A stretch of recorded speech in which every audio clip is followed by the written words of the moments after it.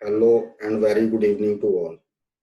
Naveen Tamta am Excel VBA channel में आप सभी का बहुत बहुत स्वागत है। गाइस, आज का जो हमारा टॉपिक है, ये टॉपिक है incentive calculation basis of performance matrix using Excel VBA. तो मोस्ट ऑफ द कंपनीज के अंदर guys employ satisfaction, employees retention के लिए इंसेंटिव कैलकुलेशन किया जाता है सो दैट कि उनकी परफॉर्मेंस के बेसिस पर उन लोगों को इंसेंटिव दिया जा सके। अब ये परफॉर्मेंस किस तरीके की हो सकती है, इसके लिए मैंने एक एग्जांपल बना के रखा हुआ है। एग्जांपल को देखते हैं गाइस। यहाँ पर मेरे पास एक ये रॉ डेटा करके शीट है। इस रॉ डेटा वाली शीट में मेरे पास दो तरीके की टेबल है। पहली टेबल जो है वो प्रोडक्टिविटी शो कर रही है और दूसरी जो टेबल है वो इनकी क्वालिटी शो कर रही है, यहाँ पर जितने भी एम्प्लॉइज हैं। तो पहली टेबल के अंदर हमारा डे वाइज डेटा है जो कि 1/1/2020 से लेके 31/1/2020 तक की है। और वहीं पर ही अगर आप इस क्वालिटी स्कोर की बात करें तो क्वालिटी स्कोर इनको वीक वाइज असाइन किया गया है, मतलब दिया गया है। जो भी प्रोडक्टिविटी इन लोगों ने एक वीक के अंदर जनरेट की है तो वीक वाइज उनकी प्रोडक्टिविटी को ऑडिट करके ये जो क्वालिटी स्कोर है, ये क्वालिटी स्कोर इन लोगों को आफ्टर ऑडिट दिया गया है। तो इसके बेसिस पर ही मैं इंसेंटिव कैलकुलेट करूंगा गाइज।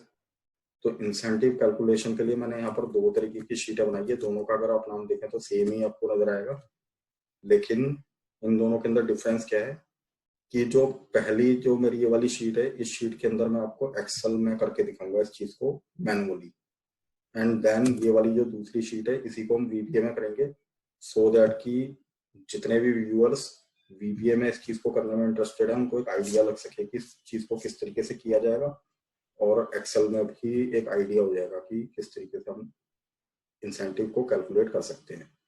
तो जहां तक कि परफॉर्मेंस मैट्रिक्स की बात करी जाए तो गाइज यहाँ पर कुछ मेरे पास इंसेंटिव मैट्रिक्स दिए गए हैं। तो first of all let's have a look at this. तो देखिए यहाँ पर मेरे पास ये कुछ पैरामीटर्स हैं। इन पैरामीटर्स के बेसिस पर ही इनकी मतलब कि जो इंसेंटिव है, इनका इंसेंटिव कैलकुलेट किया जाएगा। तो अगर कोई भी इंडिविजुअल इनमें से अपनी प्रोडक्टिविटी को ग्रेटर देन और इक्वल टू 300 रख पाता है और उसका जो क्वालिटी स्कोर है वो 95% से 100 के बीच में रहता है, तो उसको जो रेटिंग दी जाएगी वो 5 की होगी। रिमार्क्स उसका एक्सीलेंट होगा और उसको अमाउंट जो डिसबर्स किया जाएगा वो 5000 का होगा। सेम अगर वो 280 से और 300 के बीच में रहता है और 90% से लेके 100 के बीच में रहता है तो उस केस के अंदर उसको 4 की रेटिंग, रिमार्क्स गुड और अमाउंट उसको 4000 का दिया जाएगा। और यहाँ पर 230 और 280 के बीच में, 85 से 100 के बीच में रहता है तो 3 की rating, average performer, and then rating जो दी जाएगी वो 3 की दी जाएगी। लेकिन यहाँ पर जो कंपनी ने एक थ्रेशोल्ड रखा हुआ है वो रखा हुआ है कि 230 तो आप लोगों को मीट करना ही करना है। 230 से अगर कम रहता है तो उस केस के अंदर आपकी क्वालिटी चाहे जो मर्जी हो, आपको रेटिंग 2 की ही दी जाएगी और आपको जो रिमार्क्स दिया जाएगा वो पुअर का ही दिया जाएगा and no amount will be given to you. तो ये इन मैट्रिक्स के बेसिस पर गाइस मुझे अपना ये जो इंसेंटिव है यहाँ पर कैलकुलेट करना है। तो लेट्स सी कि ये किस तरीके से होगा। तो बिफोर आई मूव ऑन, यहाँ पर मैं अपनी रिपोर्ट को थोड़ी सी इंटरेक्टिव और अच्छी दिखाने के लिए कुछ कंडीशनल फॉर्मेटिंग का यूज करूंगा। तो गाइस इस काम को कर लेते हैं। First of all I will go here and just give me 1 second कि ये वाली टेबल और ये वाली दोनों टेबल में मुझे थोड़ा सा डिफरेंस नजर आ रहा है, तो जस्ट इन दोनों को ही एक ही बना लेते हैं।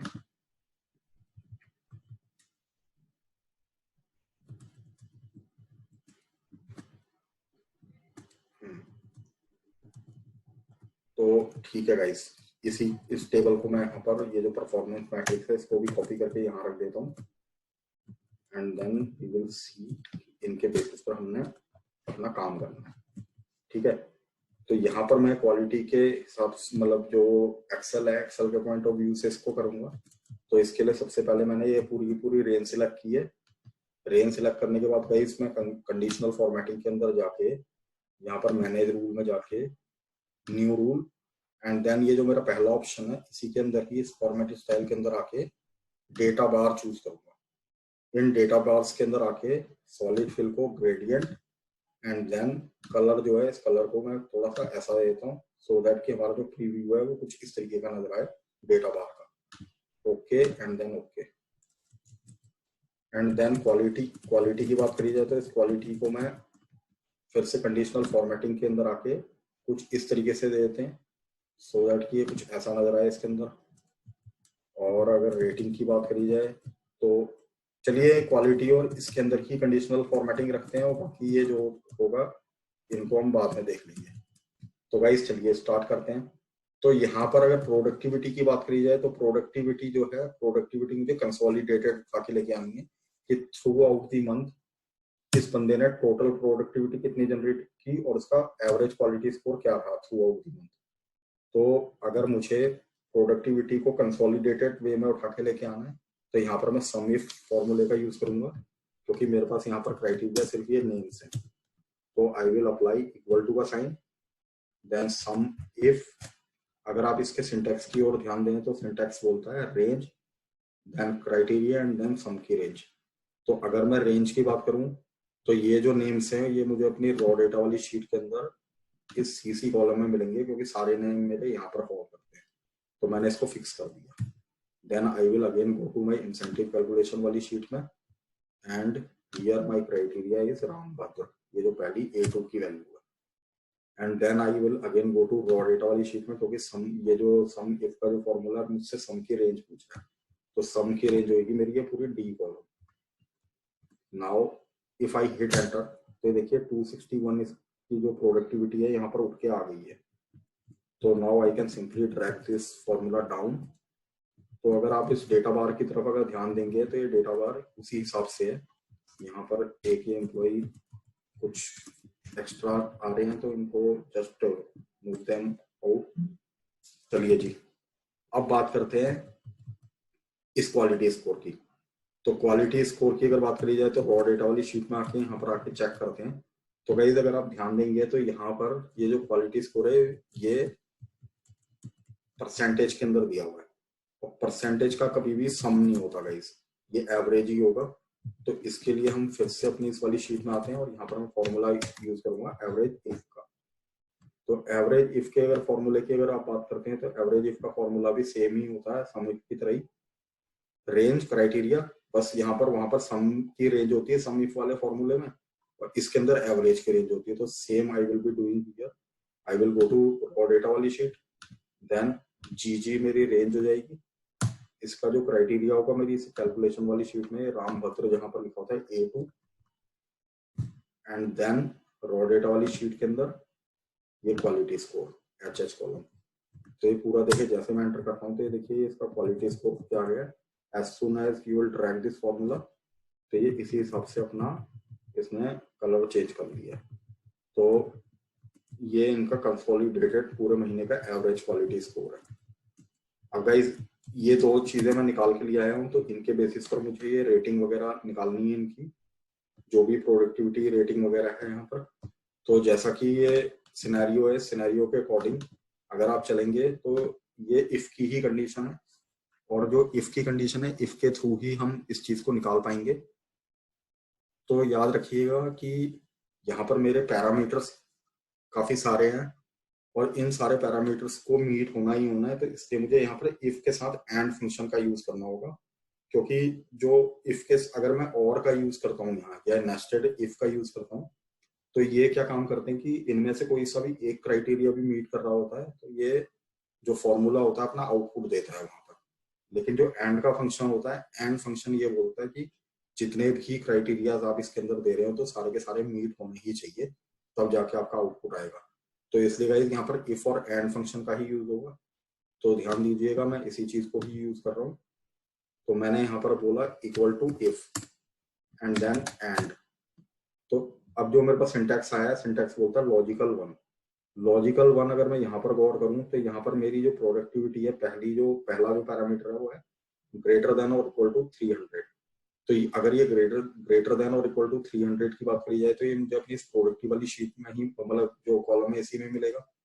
तो मैंने बोला क्या ये जो B2 की वैल्यू है ग्रेटर देन और इक्वल टू 300 है देन ये पूछता है लॉजिकल टू, तो लॉजिकल टू में गाइस मेरे दो क्राइटेरिया फॉलो कर रहे हैं, तो मैंने इसको फिर C2 का रेफरेंस दिया और C2 में मैंने इसको बोला क्या ये जो वैल्यू है ग्रेटर देन और इक्वल टू 95% है। फिर से C2 का रेफरेंस दीजिए और इससे बोलिए क्या ये जो वैल्यू है लेस देन और इक्वल टू 100% है। अगर ये तीन क्राइटेरिया मीट करते हैं तो उस केस के अंदर इसको जो रेटिंग दी जाएगी वो 5 की रेटिंग दी जाएगी। अब अगले पैरामीटर की तरफ फॉलो करते हैं, तो अगला पैरामीटर मेरा ये है, तो इसके अंदर मैंने फिर से फॉर्मूले को पूरा कॉपी कर लेता हूँ यहाँ तक की, एंड देन यहाँ पेस्ट करके यहाँ पर मेरा एक पैरामीटर और बढ़ा हुआ है इस प्रोडक्टिविटी को लेके जो लेस देन 300 है। तो यहाँ पर मैं इसको ये बोलूंगा कि क्या ये जो B2 की वैल्यू है मेरी ये ग्रेटर देन और इक्वल टू 280 है इसके अकॉर्डिंग, और क्या इसी को ही कॉपी करके इसके आगे पेस्ट करूंगा यहाँ पर और इसको बोलूंगा कि क्या ये जो वैल्यू है ये लेस देन 300 है। एंड देन क्वालिटी स्कोर की बात करी जाए तो क्या ये 90% है या लेस देन और इक्वल टू 100% है। अगर ऐसा है तो 4 की इसकी जो रेटिंग होनी चाहिए। एंड देन लास्टली इसके बाद अगला, तो इसको फिर से कॉपी किया सारे को, इसको यहाँ आगे पेस्ट कर दिया गाइस और यहाँ पर इनकी प्रोडक्टिविटी चेंज कर दी लाइक ये नीचे वाले के अकॉर्डिंग। क्या है जो वैल्यू है 230 है, मतलब लेस देन और इक्वल ग्रेटर देन और इक्वल टू, और या फिर 280 से कम है। और यहाँ पर ये क्वालिटी स्कोर क्या 85% है या ग्रेटर देन और लेस देन और इक्वल टू 100% है, तो इसको 3 की रेटिंग दी जाएगी। और लास्टली ये वाला जो पैरामीटर है गाइस ये फॉल्स का पैरामीटर है, क्योंकि इसके अंदर हमने आगे को देना है, तो सीधा सीधा इसको बोल दीजिए, नहीं तो रेटिंग आए 2, कहानी खत्म। तो जैसे ही आप इसमें 3 पैरेंथेसिस, क्योंकि यहाँ पर मेरी 3 बार इफ की कंडीशन लगी है तो मैंने 3 टाइम्स अपने पैरेंथेसिस को क्लोज किया। नाउ जैसे ही आप इसमें एंटर करते हैं तो देखिए इसने इसको रेटिंग दे दी है 3 की। अब आप इस फॉर्मूले को नीचे तक की ड्रैग कर सकते हैं, तो इस फॉर्मूले को नीचे ड्रैग करता हूँ मैं इस तरीके से, तो इसने अपने अकॉर्डिंग यहाँ पर मुझे रेटिंग्स दे दी हैं। तो इसको भी पूरा सिलेक्ट करके इसके अंदर एक कंडीशनल फॉर्मेटिंग लगा लेते हैं गाइस। तो कंडीशनल फॉर्मेटिंग में मैं इसको सेम यही बोलना चाहता हूँ कि अगर जो भी मेरी वैल्यू है इस सेकंड वाले इसके अंदर मैंने बोला कि अगर ये इक्वल टू 5 है तो उस केस के अंदर इसको जो कलर जो असाइन होना चाहिए वो इस तरीके से ग्रीन में इसको दे देंगे। ओके, नेक्स्ट रूल पे आइए। अगर ये जो वैल्यू है ये वैल्यू अगर सेल की वैल्यू अगर इक्वल टू 4 है तो 4 के केस में गाइस इसको कोई और कलर देते हैं, जैसे मैंने ब्लू कलर ले लिया। ओके, देन फिर इसके बाद अगले रूल के अंदर भी सेम यही कर लेते हैं। मैंने बोला कि ये जो वैल्यू है अगर ये इक्वल टू 3 होती है तो 3 के केस में ये इसको इस तरीके से ये एम्बर पीला सा कलर देगा। ओके, एंड लास्ट रूल लगाते हैं। लास्ट रूल के अंदर मैंने इसको ले जाके ये बोल दिया कि अगर जो सेल की वैल्यू है लेस देन लगा के इक्वल टू ही लगा लेते हैं, मतलब इक्वल टू 2 होती है, इक्वल टू 2, तो उस केस के अंदर इसको ये इस तरीके से ऑरेंज या फिर इसको सीधा रेड में ही हाईलाइट कर लेते हैं इस तरीके से। तो इसका कलर होगा रेड और इसका फॉन्ट का कलर व्हाइट। तो जो भी इसके अंदर प्रीव्यू होगा वो प्रीव्यू कुछ इस तरीके से नजर आएगा। तो इसको जैसे आप ओके करते हैं तो यहाँ पर ये देखिए ये कंडीशनल फॉर्मेटिंग आपकी लग गई है। 4 में एक ही बंदा फॉलो कर रहा है, बाकी 5 में मेरे 2 बंदे फॉलो कर रहे हैं। तो जितने भी ज्यादातर जो बंदे हैं वो 3 में फॉलो कर रहे हैं, यानी कि दे आर एवरेज। ठीक है गाइस, चलिए जी, अब बात आती है इंसेंटिव की कि इंसेंटिव का अमाउंट किस तरीके से होगा। तो इंसेंटिव अमाउंट के लिए सीधा सीधा यहाँ पर सीधी सीधी इफ की ही कंडीशन है। तो मैंने इसको बोला कि इफ ये वाली जो वैल्यू है ये अगर ग्रेटर देन या फिर ये इक्वल टू 5 है तो उस केस के अंदर इसको ये जो इंसेंटिव अमाउंट देगा वो 5000 का देगा। अगर यही वैल्यू अगर इक्वल टू 4 है तो उस केस के अंदर ये इसको 4000 देगा। देन सेम, अगर ये जो वैल्यू है ये अगर आपकी 3 होती है, 2 की वैल्यू ये इक्वल टू 3 होती है तो ये इसको 3000 का अमाउंट देगा, और नहीं तो 0 देगा लास्ट में। ये इफ की थोड़ा हम इसमें कंडीशन देना भूल गए थे, तो इफ की कंडीशन लगा लीजिए इसके साथ।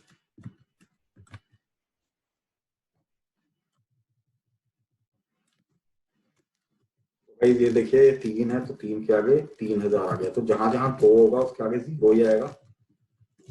ये देखिए जहां जहां भी 2 है वो 0 है, और 5 की रेटिंग के आगे 5000 है, 4 की रेटिंग के आगे 4 है। तो इस हिसाब से मेरा फॉर्मूला चल रहा है। एंड लास्टली फिर से यहाँ पर भी दे लेते हैं, मतलब इफ अगर ये जो वैल्यू है ये इक्वल टू 5 है तो उस केस के अंदर ये एक्सीडेंट माना जाएगा। अगर यही जो वैल्यू है इक्वल टू 4 होती है तो ये बंदा गुड होगा। देन यही वैल्यू अगर आपकी इक्वल टू 3 होती है तो उस केस के अंदर इसको एवरेज बोला जाएगा। लास्टली इसको पुअर बोला जाएगा, इसकी जो हमारी कंडीशन है।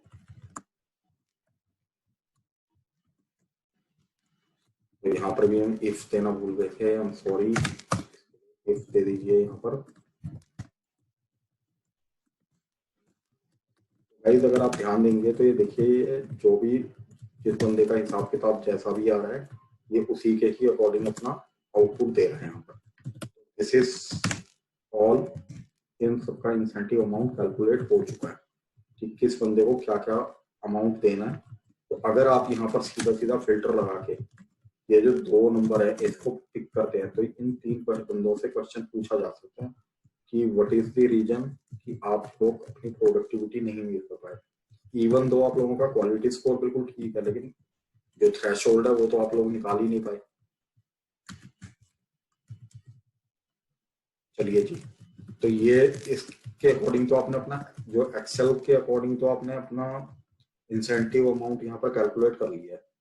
अब इसी चीज को हम लोगों ने वीबीए में करना है।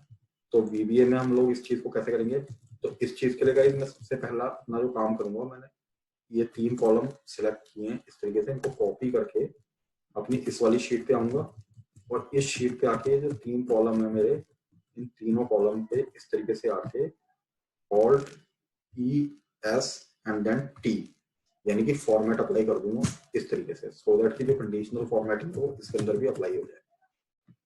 अब हमने गाइस इसी के ही अकॉर्डिंग यहाँ पर भी चलना है। तो इस चीज को आप देख लेते हैं कि इस चीज को हमने किस तरीके से करना है।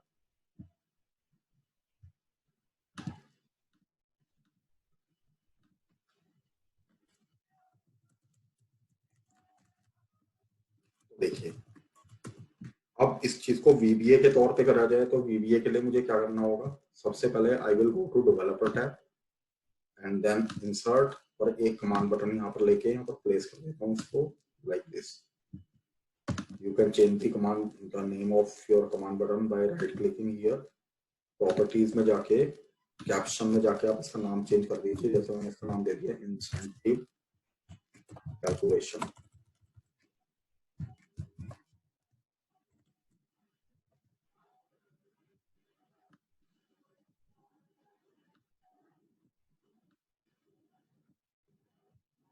Cross and double click on it.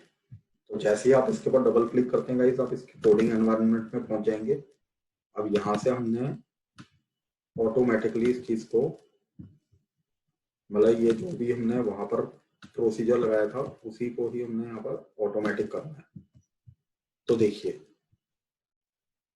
बाकी सारे पैरामीटर मेरे सेम ही रहेंगे, लेकिन अब यहाँ की अगर बात करी जाए तो यहाँ पर मेरे पास ये कुछ जो एम्प्लॉयज के नेम है, इन एम्प्लॉयज के नेम के बेसिस पर ही मुझे लाइक एक एक करके अपना डेटा उठा के लेके आना है। तो गाइस देखिए अगर मैं इस काम को एक एक करके करने लग गया तो it will take lot of time. तो I will use the concept of looping here. तो उसके लिए मैं यहाँ अंदर गया और लूपिंग के लिए और जो भी मैं यहाँ पर ये पैरामीटर्स को लगाने वाला हूँ, इसके लिए मुझे कुछ वेरिएबल्स की आवश्यकता होगी। तो I will define some variables here. तो फर्स्ट ऑफ ऑल मैंने बोला डिम, किसी भी वेरिएबल को डिफाइन करने के लिए डिम कीवर्ड का यूज करना होता है, जिसका मतलब होता है डायमेंशन, कि जो भी आप डेटा टाइप डिफाइन करने जा रहे हैं उसका डायमेंशन क्या है। तो गाइस मैंने बोला डिम WS एज वर्कशीट। सबसे पहले मैं वर्कशीट डिफाइन करूंगा। उसके बाद मैंने बोला range as range, then quality range as range, employee as range। मैंने 3 रेंज लिए हैं गाइस, और एक और डिफाइन कर लेते हैं यहाँ पर। मैंने बोला डिम आई एज इंटीजर। ये मेरे कुछ वेरिएबल्स हैं। ये वेरिएबल्स मैंने किस लिए लिए हैं ये मैं आपको बता देता हूँ। अगर मैं वर्कशीट की बात करूं तो गाइज मैं यहाँ पर ये जो 2 मेरी वर्कशीट्स हैं, इन वर्कशीट्स को मैं डिफाइन करना चाहूंगा। एंड सेकेंडली इसके बाद इन वर्कशीट को डिफाइन करने का अपनी रेंज को डिफाइन करूंगा।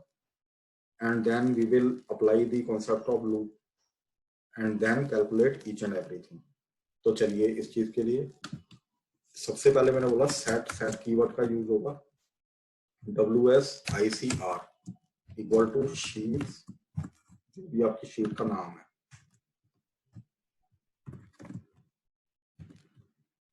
गाइज मैंने यहाँ पर ये जो शीट है इसका नाम मैंने ये दे दिया है WSICR, यानी कि अब जो मेरा VBA का कोड है, जब जब भी मैं इस वेरिएबल को यूज करूंगा वो उसको इस शीट को समझेगा। देन मैंने बोला set WSRD equal to sheets raw data. यहाँ पर थोड़ा आपके दिमाग के अंदर आ रहा होगा कि ICR क्या चीज है। तो गाइज मैंने ये इनके इनिशियल्स पकड़े हुए हैं, जैसे कि इंसेंटिव का I, C का मतलब कैलकुलेशन का C और रिपोर्ट का R। तो इसलिए इनके इनिशियल्स का नाम मैंने ICR दे दिया। रॉ डेटा का R और D मैंने ये ले लिया, तो इसको मैंने रॉ डेटा बोल दिया। अब अपनी रेंज डिफाइन कर लेते हैं गाइज। तो रेंज के लिए मैंने बोला कि सेट जो भी हमारी प्रोडक्टिविटी रेंज है, तो मैंने बोला productivity range equal to WS, जो कि मेरे को अपनी रॉ डेटा वाली शीट में मिलेगी। तो मतलब रॉ डेटा वाली शीट के अंदर रेंज कौन सी रेंज है, प्रोडक्टिविटी वाली, ये DD। तो मैंने बोल दिया रेंज हो जाएगी हमारी DD पूरी। इसको पूरा कॉपी कर लीजिए सेट, और यहाँ पर जो एम्प्लॉय नेम रेंज है उसको मैं देना चाहता हूँ, तो मैंने बोल दिया employ name range equal to. तो यहाँ पर चल के हम फिर से रॉ डेटा वाली शीट में देखते हैं, तो CC कॉलम जो है एम्प्लॉय का नेम है इसके अंदर, तो मैंने बोल दिया C,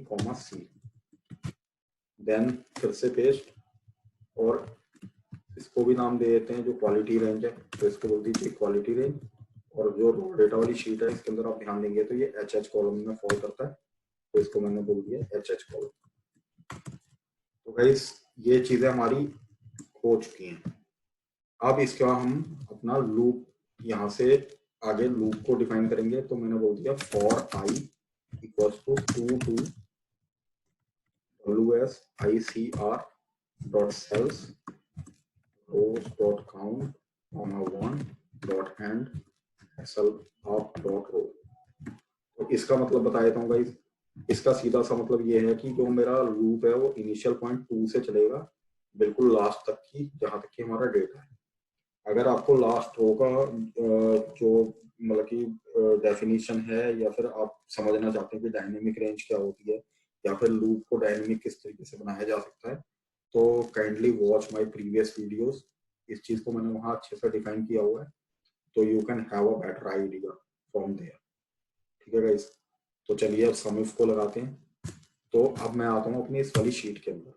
इस वाली शीट के अंदर आके मैं इसको ये बोलना चाहता हूँ गाइस, अगर आप ध्यान देंगे तो ये मेरा कॉलम 2 है।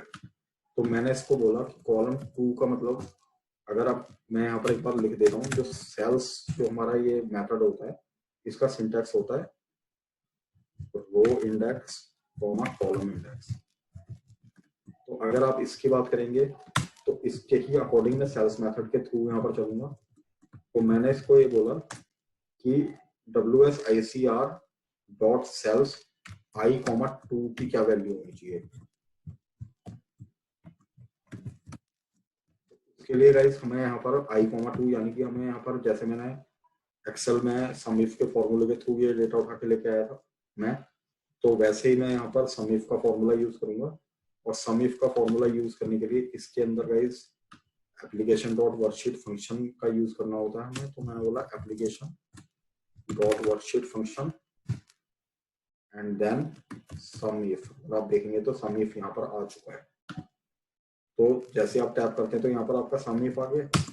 अब जैसे मैं इसमें पैरेंथेसिस लगाता हूँ तो ये मेरे से सबसे पहले बोलता है आर्ग्यूमेंट 1 एज रेंज, यानी कि किस रेंज की बात कर रहा है, जो कि हमने जो सम इफ का फॉर्मूला लगाया था उसका सिंटैक्स क्या था, रेंज कॉमा क्राइटेरिया कॉमा सम रेंज। तो यानी कि ये रेंज की बात कर रहा है। और जो हमारी रेंज है गाइस वो कौन सी रेंज है, वो रेंज है हमारी एम्प्लॉय नेम रेंज, क्योंकि हमने जो डेटा उठा के लेके आना है एम्प्लॉय के नेम के बेसिस पर ही लेके आना है। तो यहाँ पर आप एम्प्लॉय इस पर ये मतलब कि इतना लिखने के बाद कंट्रोल के साथ स्पेस करते थे पूरा इसको उठा लेते हैं। बाकी ये क्राइटेरिया की बात कर रहा है तो क्राइटेरिया के लिए आप इसको कॉपी कीजिए एंड कॉपी करने के बाद इसके आगे पेस्ट करके इसको 1, I, 1 कर दीजिए, सो दैट कि इसको पता लगे कि जो हमारा ए कॉलम है उसके अंदर जो आई की वैल्यू यानी कि 2 है, यानी कि A2 की वैल्यू रामभद्र है, उसकी प्रोडक्टिविटी निकालनी है। एंड देन ये लास्टली आपसे पूछता है आर्ग्यूमेंट 3, यानी कि ये भी रेंज है आपकी। ये कौन सी रेंज है गाइस, ये रेंज होगी आपकी प्रोडक्टिविटी वाली रेंज। तो यहाँ पर आपको बोल दीजिए प्रोडक्टिविटी रेंज, दैट्स इट। इसके बाद आपने गाइस अगले कॉलम के ऊपर आपने निकालना है, यानी कि थर्ड कॉलम में क्वालिटी की रेंज, जो कि एवरेज इफ के थ्रू था। तो सेम वैसे ही सेम चीज यहाँ पर भी इस तरीके से लिख लेते हैं और इसको कर देता हूँ मैं 3 एंड देन यहाँ पर लगाइए application worksheet function dot average if. Average if के अंदर जो भी मेरा पैरामीटर जाएगा वो सेम ही जाएगा। मैंने बोला एम्प्लॉय की रेंज, देन ये जो ऊपर हमने लिखा था ICR 1 की जो भी रेंज है ये वाली, this one, and then last में क्वालिटी की रेंज, क्वालिटी रेंज, इसको भी क्लोज कर दीजिए। और ये जो मैंने लूप फॉर वाला चलाया है ये नेक्स्ट के साथ बंद होता है, तो इसको नेक्स्ट आई कर दीजिए। नेक्स्ट आई करने के बाद लेट मी जस्ट चेक कि ये जितना भी हमने अभी तक की कोड लिखा है इज इट वर्किंग और नॉट। तो इसको एक एक करके चेक करने के लिए गाइस हम लोगों को F8 की को प्रेस करना होता है। तो चलिए इसको एक बार देखते हैं कि जो भी वैल्यू वहां उठ के आई थी एक्सेल के फॉर्मूले से, क्या वही वैल्यू यहाँ भी उठ के आ रही है नहीं। तो देखिए मैंने इसको किया F8। तो जैसे आप नीचे आके देखते हैं तो ये देखिए 261 है।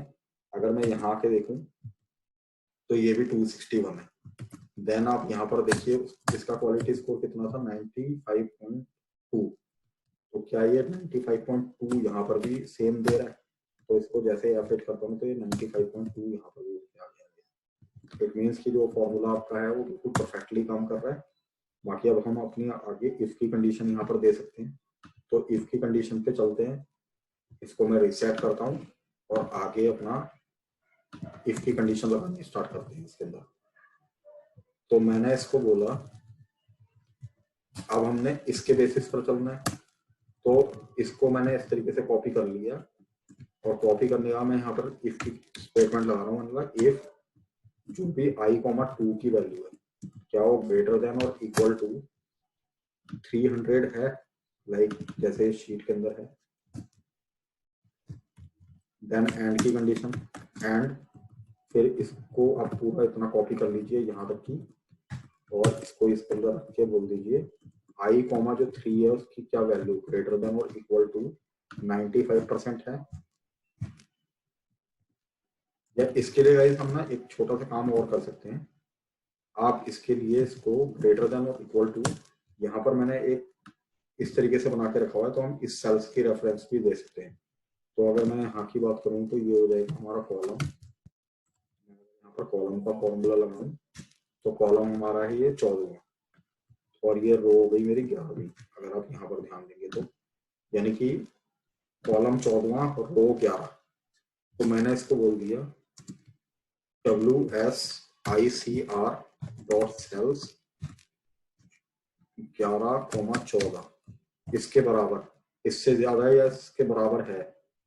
फिर इसी को कॉपी कर लेते हैं एंड के साथ और इसके आगे रख लेते हैं इस तरीके से। और यहाँ पर मैं इसको बोल देता हूँ कि क्या i कॉमा जो 3 की वैल्यू है वो लेस देन और इक्वल टू ये वाली। तो ये अगर 14 था तो ये 15वां कॉलम हो जाएगा ओ, तो इसको कर दीजिए 15। अगर ऐसा है तो उस केस के अंदर देन लगेगा। तो क्या होना चाहिए गाइस, तो उस केस के अंदर हमें यहाँ पर जो हमारी रेटिंग है वो क्या और क्या नहीं चाहिए 5 की। तो इसी को मैंने इस तरीके से कॉपी किया, यहाँ पर पेस्ट करके मैंने बोल दिया कि उसकी जो रेटिंग है उसको आप i कॉमा, यानी कि ये हो जाएगा हमारा कौन सा कॉलम गाइस, ये कॉलम हो जाएगा हमारा 1 2 3 4, यानी कि i कॉमा जो 4 की जो हमारी वैल्यू है उसके ऊपर लिखा हुआ आना चाहिए 5। ठीक है। और एक छोटी सी चीज और आपको बोलता हूँ, अगर आपका कोड कुछ इस तरीके से लंबा हो जाता है, जैसे कि ये इतना लंबा कोड हो गया, तो इसको अगर आपको एक ही विंडो में दिखाना है तो आप क्या कीजिएगा, जो भी आपको जहां से भी इसको नीचे की तरफ दिखाना है तो आप क्या कीजिए, जैसे मैंने क्या किया इस एंड के बाद ही एक स्पेस लेना, एक अंडरस्कोर लगा के आप जैसे एंटर करते हैं तो गाइस ये वैल्यू आपकी यहाँ नीचे आ जाएगी। तो आप इसको बड़े आराम से देख सकते हैं। इसी को सारे को मैंने इस तरीके से कॉपी किया और कॉपी करके वेरी केयरफुली यहाँ नीचे रख दिया इस तरीके से। अब यहाँ पर रखने के बाद मैंने इसको बोला कि क्या i कॉमा 2 की जो वैल्यू है इस वाले पे मूव करने का, तो मैंने बोला क्या ये जो वैल्यू है ये वैल्यू 280 है या i कॉमा जो 3 है उसकी वैल्यू क्या। अब ये अगर हम यहाँ की बात करें तो ये वाली जो वैल्यू है मेरी 11 से 12 हो जाएगी, क्योंकि अगर आप बात करें तो यहाँ पर रो मेरी 12वीं हो गई है, तो बाकी कॉलम मेरे सेम रहेंगे 14 और 15। तो मैंने बोला 12,14 की जो की वैल्यू के बराबर या उससे ज्यादा है, या फिर i कॉमा जो 3 है उसकी ही वैल्यू, ये जो 12,15 है उसकी वैल्यू से कम या उसके बराबर है। ठीक है। तो उस केस के अंदर इसको क्या रेटिंग आनी चाहिए 4 की। तो इसी को दोबारा से कॉपी कर लीजिए। अच्छा गाइस, इसके अंदर ना एक पैरामीटर थोड़ा हमारा छूट गया था, ये 300 वाला, क्योंकि इसके अंदर अगर आप ध्यान देंगे तो हमने सिर्फ 280 ही लगाया, तो 300 और लगेगा इसके अंदर। तो इसी को मैंने कॉपी कर लिया यहाँ से और एक एंड की कंडीशन और लगा देता हूँ इसके आगे इस तरीके से, सो दैट कि वो उसके साथ क्लैश ना करे। और उसके बाद यहाँ पर मैं बोल देता हूँ कि ये जो वैल्यू है क्या लेस देन 300 तो के बराबर तो नहीं है, इस तरीके से। अब ये सारा फॉर्मूला मैंने इस तरीके से कॉपी किया और यहाँ पर पेस्ट करके इसकी वैल्यूज चेंज कर लेते हैं। तो इसको मैं बोलता हूँ इस वाले पैरामीटर के अकॉर्डिंग कि क्या ये वैल्यू ग्रेटर देन और इक्वल टू 230 तो नहीं है, और i कॉमा 3 की वैल्यू जो है 2 की वैल्यू ये 280 से कम तो नहीं है। और यहाँ पर सेम ये वैल्यू हो जाएगी मेरी 13 और ये वैल्यू भी मेरी हो जाएगी 13। तो उस केस के अंदर इसको रेटिंग दी जाएगी 3 की। एंड देन इसी के आगे आते हैं ये लास्ट वाली वैल्यू पे। तो ये गाइस मेरी फॉल्स की कंडीशन है, तो यहाँ पर हम सीधा एल्स लिख के ये जो दो वैल्यूज मेरी निकल के आई हैं इन दोनों वैल्यूज के आगे हम लिख देते हैं कि यहाँ पर जो भी वैल्यू निकल के आएगी i कॉमा 3 की value, just give me 1 second, यानी कि ये वाली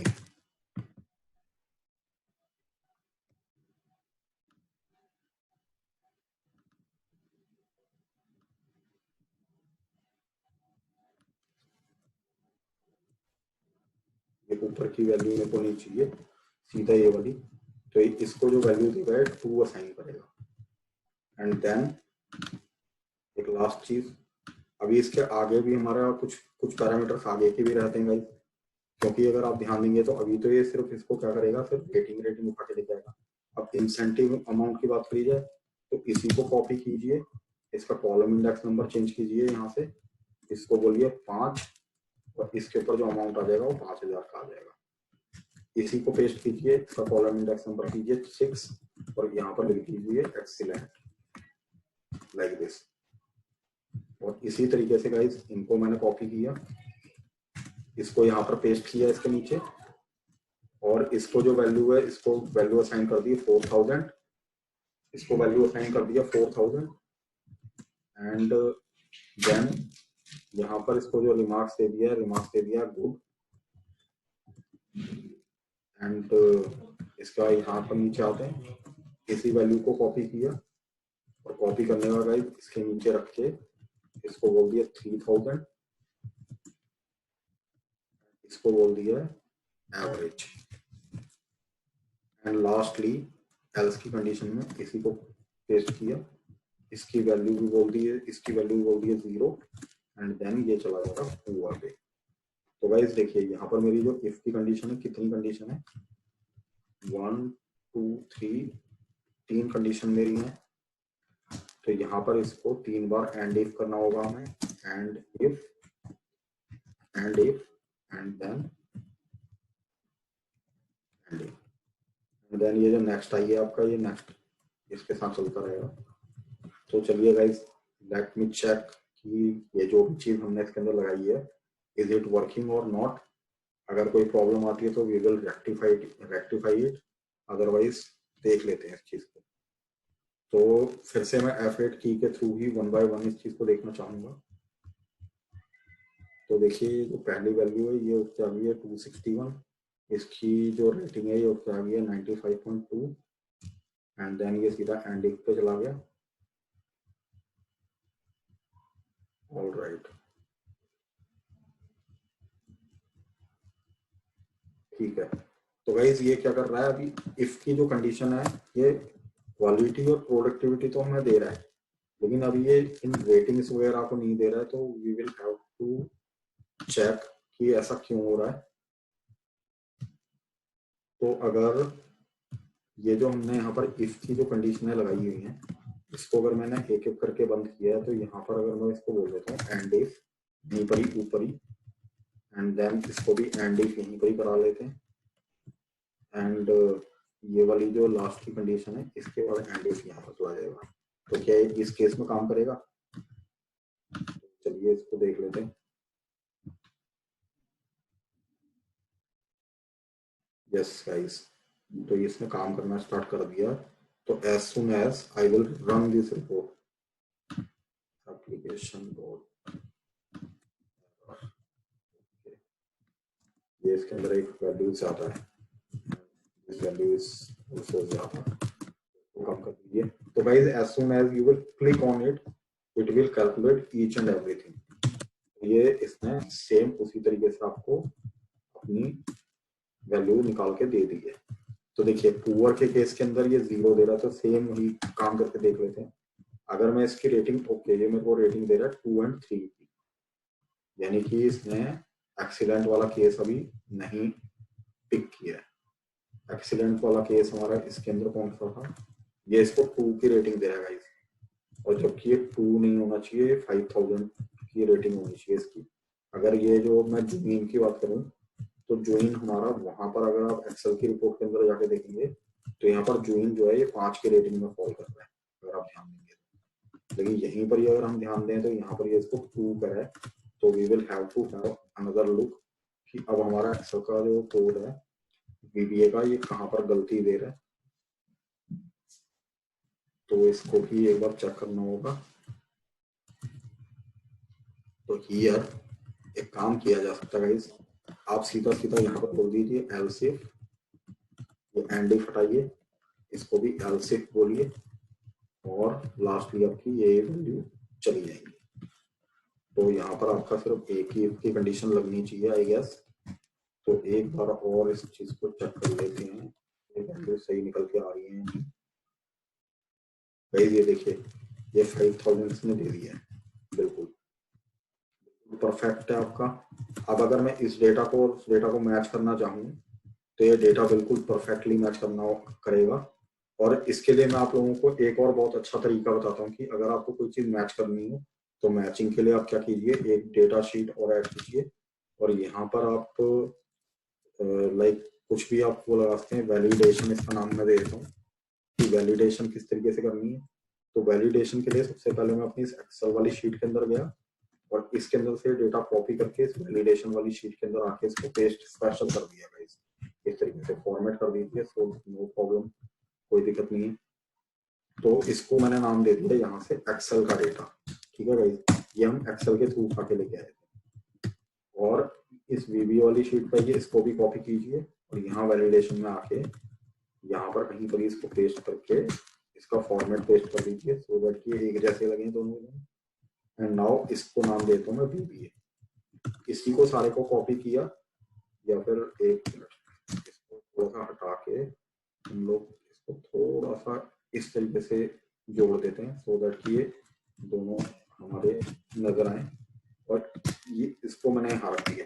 तो भाई एक काम करते हैं, अगर मैं इनको सीधा सीधा ये बोल देता हूँ कि क्या ये जो वैल्यू है इक्वल टू इस वैल्यू के है, तो ये ट्रू इसको देना चाहिए। तो आप जैसे देते हैं इसको ट्रू कर, तो इस फॉर्मूले को अगर आप पकड़ के हर जगह में खींच देते हैं, तो अगर यहाँ पर अगर कहीं भी फॉल्स आता है तो इट मीन्स की डेटा मैच नहीं कर रहा है, अदरवाइज मुझे तो इसके अंदर सारा ही ट्रू ही नजर आ रहा है। तो आई डोंट थिंक कि इसके अंदर एक भी प्रॉब्लम है। ये बिल्कुल आपका जो एक्सेल और वीबीए है, इसने दोनों ने ही अपना काम बिल्कुल परफेक्टली करके दिया है आपको। ये एक्सेल की शीट है। तो गाइस इस तरीके से आपके इंसेंटिव अमाउंट कैलकुलेट होते हैं। अब इस वाले अगर मैं इसकी बात करूं, तो इस वाले के अंदर तो एक्सेल की शीट की बात करी जाए तो इसके अंदर तो क्या होता है कि फॉर्मूला तो बेशक से मेरा लगा हुआ है, लेकिन ये फॉर्मूला हट भी सकता है, फिर इसके लिए कुछ मॉडिफिकेशन अगर किसी ने कर दी तो एक्सेल के फॉर्मूले के अंदर प्रॉब्लम आ जाएगी। इसके अंदर क्या है कि इसके अंदर आप अपना कोड पासवर्ड के साथ प्रोटेक्ट करके रख सकते हैं। और नेक्स्ट टाइम इस रॉ डेटा के अंदर कोई भी नया डेटा आता है, जैसे ये तो सिर्फ जैन मंथ का डेटा था, अब आपने क्या करना है इसके अंदर सिर्फ फेब मंथ का डेटा पेस्ट करना है। और पेस्ट करने के बाद आप जैसे ही इस बटन को क्लिक करते हैं तो ये क्या करेगा, आपको ऑटोमेटिकली इस पैरामीटर्स के बेसिस पर इंसेंटिव अमाउंट कैलकुलेट करके दे देगा गाइस। तो this is all about your incentive calculation through Excel and VBA. I am hope कि ये वीडियो आप लोगों को पसंद आई होगी। और इन केस गाइस अगर आपको ये वीडियो पसंद आई है तो इसको प्लीज लाइक एंड सब्सक्राइब जरूर कीजिएगा। और अपने वैल्यूएबल कमेंट्स जो हैं उनको भी नीचे छोड़ना मत भूलिएगा, सो दैट कि मुझे और इंस्पिरेशन मिले कि मैं कुछ अच्छी वीडियो आपके लिए बना के लेके आता रहूं। अभी के लिए गाइस आप सभी लोगों से विदा लेता हूं। आप सभी का बहुत बहुत धन्यवाद मेरा चैनल वॉच करने के लिए। Thank you very much guys.